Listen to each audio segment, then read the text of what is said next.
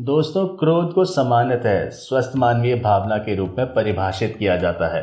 क्रोध बढ़ने पर यदि आप इसे तुरंत ही समाप्त कर सकें तो ये ठीक रहता है, लेकिन जब क्रोध बेकाबू हो जाता है तो जीवन के सभी क्षेत्रों में समस्याएं जन्म लेने लगती हैं, जैसे शारीरिक समस्याएं, मानसिक समस्याएं, भावनात्मक और सामाजिक समस्याएं।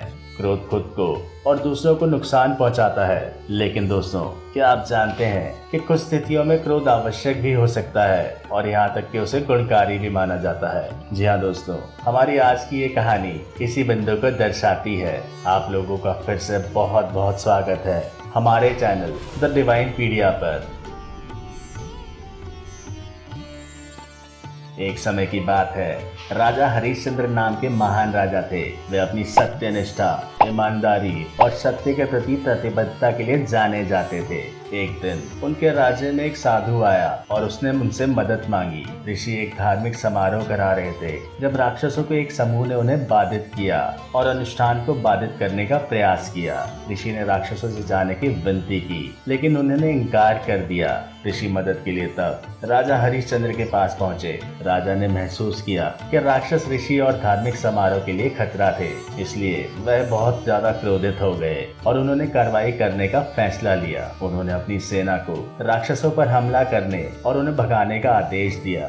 राजा की मदद से राक्षसों को पराजित कर दिया गया और ऋषि अपने अनुष्ठान को पूरा करने में सक्षम हुए। इस कहानी में राजा हरिश्चंद्र के क्रोध को पुण्य माना गया था, क्योंकि उन्होंने इसका उपयोग ऋषि की रक्षा करने और एक धार्मिक समारोह को पूरा करने के लिए किया था। धर्म को बनाए रखने और अपने राज्य के कल्याण की रक्षा के लिए उनका क्रोध उस समय आवश्यक था। हालांकि दोस्तों, ये ध्यान रखना महत्वपूर्ण है कि ऐसी स्थितियां जहां क्रोध को आवश्यक माना जाता है बहुत दुर्लभ होती हैं और व्यक्ति को हमेशा अपने क्रोध को नियंत्रण करने का प्रयास करना चाहिए और उसे खुद को या दूसरों को नुकसान नहीं पहुंचाना चाहिए। वेद सिखाते हैं कि व्यक्ति को धैर्य, क्षमा और करुणा जैसे गुणों को विकसित करना चाहिए, जो एक सदाचारी जीवन जीने के लिए आवश्यक माने जाते हैं। हालांकि दोस्तों, हमारी आज की एक छोटी सी कथा में क्रोध को पुण्य माना गया है, लेकिन जीवन के किसी भी काल में हमें खुद पर धैर्य रखना अत्यंत ही आवश्यक है। तो दोस्तों, कैसी लगी आपको आज की ये प्यारी सी कहानी? हमें कमेंट करके जरूर बताएं और अगर हमारा कंटेंट अच्छा लगे तो हमारे चैनल को सब्सक्राइब जरूर करें। धन्यवाद।